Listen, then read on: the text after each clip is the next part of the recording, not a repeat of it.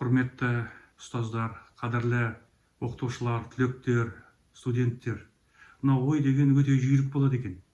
Біреу казыну, казгу деп айта қалса, ойыңа дереу сол студенттік шақ келеді.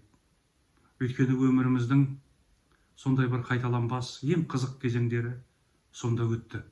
Биыл 35 жыл. Бірақ қанша уақыт өтсе де, біз ешқашанда мына үш нәрсені ұмытқан емеспіз. Ең алдымен бізге бар білетінін үйреткен біздің ұстаздарымызды. Бүгінгі күні бірге оқыған достарымыз түрлі салаларда жемісті еңбек етіп жүр. Тек профессорлар мен генералдардың саны 10-нан асыппыз. Бірақ қандай жетістікке жетсек те, онда ұстаздарымыздың үлесі өте зор. Сондықтан оларға деген алғысымыз шексіз. Осы уақытта біраз ұстаздарымыз өмірден озды. Олардың жарқын бейнесі біздің мәңгі есімізде. Екіншіден, біз мынау бірге оқыған достарымызды ұмытқан емеспіз. Кезінде оқу бітіргеннен кейін тарыдай жан-жаққа тарап кеттік, бірақ байланысымыз үзілген жоқ. Бірін-біріміздің қуаныштарымызға, жетістіктерімізге қуанып жүрміз.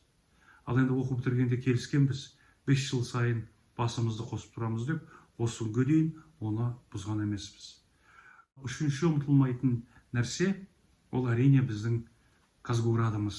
Ондағы әрбір тас, әрбір ағаш біз үшін өте ыстық, өте қымбат.